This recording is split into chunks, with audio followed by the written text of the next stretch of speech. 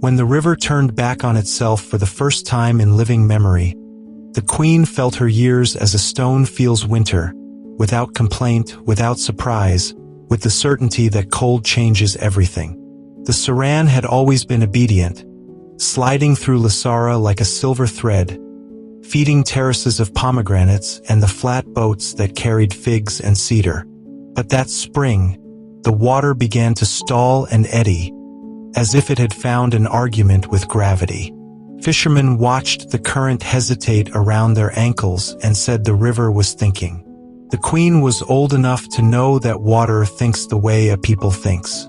She had no child, no named successor, and she had spent decades watching good men and clever women split themselves on the question of what a crown is for. Some believed it was a keystone to hold up law. Others, a sword to keep wolves at the edge of the fields. She believed a crown was a vessel. It became whatever filled it. She sent a letter to every quarter, to every guild and school, to the fields and the alleys. It was carried by the palace runners, each of them with a bell tied to a wrist, a bell that rang when they moved quickly and stayed silent when they lingered to speak. The letter was short and strange. Come to the palace at dusk on the day the river ceases to think. Come with empty hands. Leave behind what cannot be carried. People argued over what that meant. Merchants polished their tongues. Soldiers rubbed their boots until the leather shone like wet stone. Priests rehearsed humility. The young practiced looking calm. Everyone looked for what could not be carried and found metaphors that fit in pockets. In the quarter of bridges lived a canal clerk named Ryan, whose ancestry was a mixture of fishermen and repairmen, and one dancer, whose ankle had snapped like a thin reed during a storm-thick festival. Ryan kept the ledgers of sluices and locks and wakes. He counted water for a living, and the water made him patient. He lived with his mother in rooms that smelled faintly of limes and gondola tar. He rose before dawn every day, the way fishermen do, not to beat the sun but to greet it. When the queen's letter was read under the fig tree in the plaza, he did not argue about metaphors. He simply folded the idea into the place inside himself where he kept unsolved sums. 3 days later, the Saran stopped hesitating and stood still. It lay in its bed as if stunned by a blow, fish nosing the surface in puzzled circles. The bells on the palace runners' wrists rang again, this time briskly, with no lingering for questions. Dusk, the letter had promised, and dusk would come as it always came, impartial as breath. The stillness of the river was not dangerous by itself. There were cisterns, smaller springs, wells. But the city had been built on confidence in a certain motion, and now that the motion had paused, arrangements forgot their manners.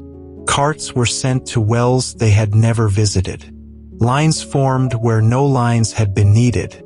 A cistern near the east gate, once reserved for fire quenching and the washing of temple silk, was sealed by order of the guard to prevent panic withdrawals until the water council met. The order was a law like any other, sounds sensible in a voice that never thirsts. Ryan walked his usual route, reading the metal tongues of the locks, the grease-slick gears in their housings. Men argued in low, powerful voices near the sealed cistern, and beyond them a crowd hummed like a struck jar. He saw a girl sitting on the curb with her head tipped back, eyes closed, lips chapped the color of walnut shells. Her father, Halim, the same Halim whose complaint had 5 years earlier cost Ryan's father his job over a bottle of lamp oil that had been short by a thumb, was trying to look calm and patient as he said the words we say to children in queues. Soon, soon, almost, almost. There are decisions that take an hour and decisions that take the shape of a muscle setting against gravity. Ryan went to the guard at the cistern gate and showed his clerk's seal. The seal was a small thing, brass and nicked, with the image of an egret chasing a fish, an emblem older than any living memory. It did not open doors exactly, but it could make people step aside long enough to ask a question. He asked the sergeant for a bucket's worth for the child, promising to log it as fire prevention risk mitigation. The sergeant's face was stone with a single sparrow inside it, hard enough to stand on but not without life. He shook his head. "The order is absolute until the council speaks," the sergeant said. "It is speaking," Ryan said, and the sergeant's eyes narrowed, not in anger, but as if peering across reach. Ryan could have walked away. He could have joined the whispering cluster of men who compose letters in air and blame in absentia. Instead, he took off the brass seal and threaded its leather cord through the grate of the gate's lock. He pulled. His hands were clever with mechanisms, and this one had been made for speed, not to resist outrage. The chain lifted on the second try like a stubborn thought. The sergeant put his hand on Ryan's shoulder. Their faces were close enough for each of them to feel the other's breath. "If you do this," the sergeant said softly, "you have to tell the city you did it." Ryan nodded. The chain came free. The first bucket went to the girl. Halim did not look at Ryan as he took it. He looked at the water with the expression of a man greeting a brother at a funeral. Then the buckets multiplied as buckets do. The calm in the crowd was not gratitude but a humbler animal. The kind that sleeps under whatever roof it can find. Relief. By dusk the cistern was lower by a definite and measurable measure, and the council still had not met. Ryan sat on the steps and thought about numbers with the regret of someone who knows precisely what he has done. Behind him, someone cleared a throat with the precision of a page turning. "You know," the sergeant said, "in some centuries they call this treason." He shrugged. "In others they call it service." Ryan looked at his palm. The groove where the leather of the seal had rested for a decade was as pale as a ghost. He threw the brass into the water. It fell with a bright coin sound and vanished. There are things you throw away that stay gone, and things that only pretend to sink. He went to the palace at the appointed hour with empty hands. The great hall of Lasara was built to make people remember they were small. Its ceiling was a map of constellations in silver leaf. The queen was there, sitting not on the tall seat but on a chair set on the ground among the applicants. She was smaller than rumor, which has a way of adding height, and her hair had gone the color of driftwood. A cluster of counselors stood behind her, murmuring like clean bees. On either side of the hall, the gray egrets, the palace listeners, leaned against the pillars, their gloves folded into their belts. Ryan knew them by sight. Everyone in the city did, the way everyone knows where their own bones ache. There were many who had come with nothing in their hands. A poet who had left his name at the border by refusing to sign the registry. "I will be whatever you call me," he had said loftily, as if a sacrifice were a trick. A priest who had left behind office so he could speak with the ordinary voice of a man whose feet were dusty. A soldier who had left her medals with her youngest son to play with as toys. When it was their turn, each spoke of what they had abandoned. The room thrummed with virtue like a hive. It was very beautiful. Ryan did not speak until he was called, and when he stood before the queen, the candlelight made the wet of the river on his cuffs look like a different garment sewn onto his sleeves. He bowed, because the bones of the body know courtesy even when the mind is full of weather. "You have empty hands," the queen said, and her voice was the voice of a teacher who has spent years turning questions into bridges. "What did you leave behind?" "My seal," Ryan said, "and my certainty. They are heavier together than they look." "Why?" Her eyebrows, which had the same persuasive curve as a cormorant's back, did not move. He told the truth. He told it in the way of a man who had tested its edges already. He told it without apologizing and without pride. He told it carefully enough that every person in the room could feel the weight in his choices and light enough that it did not crush the listener. He said the words Halim and my father, and let them belong to the room. He said, the child, and everyone heard, all our children. He said, it was against the order, and I did it anyway. He said, I will write my name next to what I have done. The murmurs were not all kind. There are always people who believe that mercy is a slippery slope down which the whole city will fall into mud. There are always people who believe that mercy is a kind of theft. The soldier with clean boots said, we cannot be a city of doors without locks. The poet said, the law is a fence that keeps wolves and shepherds separated. The priest said nothing and watched Ryan with eyes that understood grief very well. The queen did not argue. She had spent too much of her life watching arguments grow around a single word like a storm around a grain of dust. She stood and the room stood with her. She was not tall. No one pretended otherwise. But when she breathed, the room remembered also to breathe. Today, she said, 3 things happened. She held up one finger, a gesture so old that all the paintings in the palace had learned it. First, the river stood still and reminded us that we are not owed anything, not even flow. She held up a second. Second, I asked you to come with empty hands and leave behind what cannot be carried. Most of you brought me metaphors that still have your fingerprints on them. She held up a third. Third, one of you did something that might be called wrong by a man counting buckets and might be called right by a woman counting children. She turned to the sergeant of the East Gate Guard, who had walked in with the others and stood with the solemn face of someone remembering different centuries at once. Is it true, she said, that you told him if he did it, he would have to tell the city? The sergeant nodded. I did. Good, she said. A city needs rules. It needs people who follow the rules. And it needs people who, when the rules have been made by the comfortable for their own comfort, will break them and then stand in light and say, I did it, and here is why, and here is my name. A counselor stepped forward with words ready on his tongue to offer, but the queen lifted her hand, and the words crawled obediently back.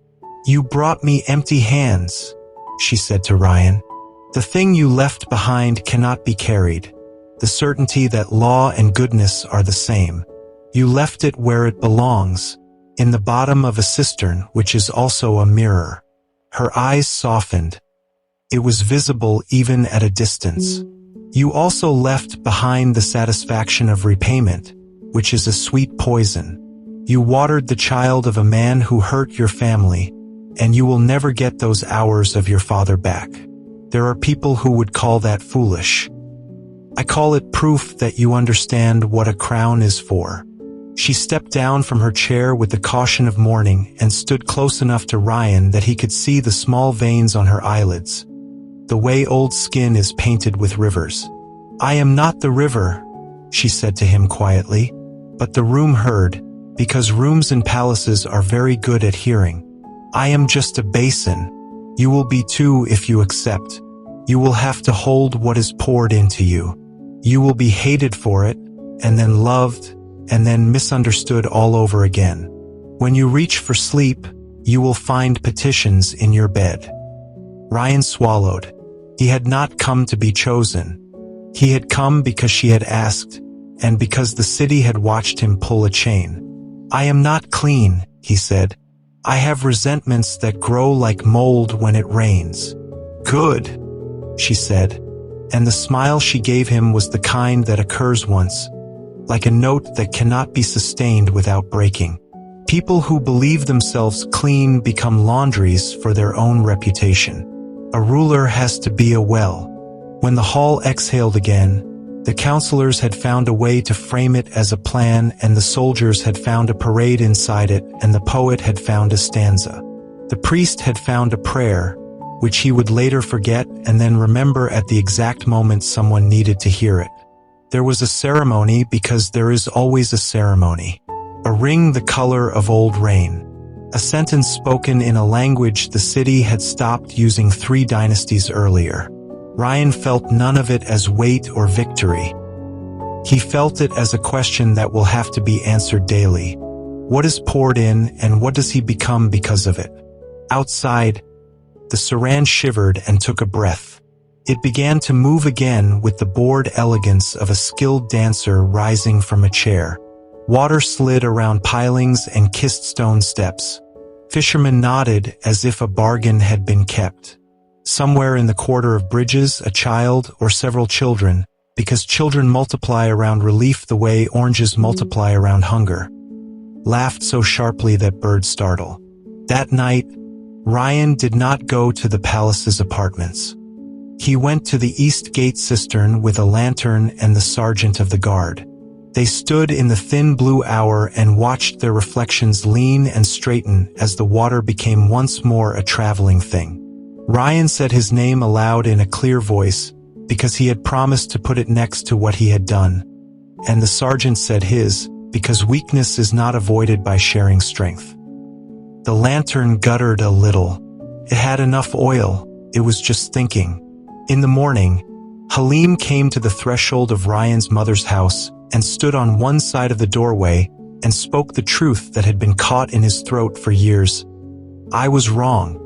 He held in his hands a wrapped bundle. Inside it was nothing useful. Some almonds, a tiny carved egret, a strip of dyed silk that his daughter had woven with a pattern like the stitching on the river's hem. It was a poor gift if you counted by utility. If you counted by weight of intention, it would have bent a spoon. Ryan accepted it and did not say, "It was nothing," because that would have been a lie. He put the carved bird by the window where it could watch the water learning to be water again. The queen slept late that morning, which meant the city took off its shoes and walked carefully for a few hours. When she woke, she felt a lightness that had no name. She had been careful all her life not to swallow crowns. She had spent too long chewing them like coins between teeth, testing the metal. Now she was a basin again. The basin was empty. That emptiness was not loss. It was capacity. The river went on. The rules went on. People did what people do. They failed each other and raised each other and said the wrong thing at the worst time and the right thing too late and sometimes exactly on time. Ryan learned to bear petitions and to deny some of them and to accept the bruises that came with both. He became a man who could be found at odd hours looking into ordinary wells, checking if the ropes were fraying. He became a man who listened to his enemies the way one listens to rain on a roof, aware that it could become a leak he would have to repair. And because the city learned as rivers learn, by rubbing over stone, slow and patient, it began to hold a little more water, and then a little more. The poorest quarter grew grapevines over archways. The richest quarter learned to love the sound of buckets being filled somewhere else.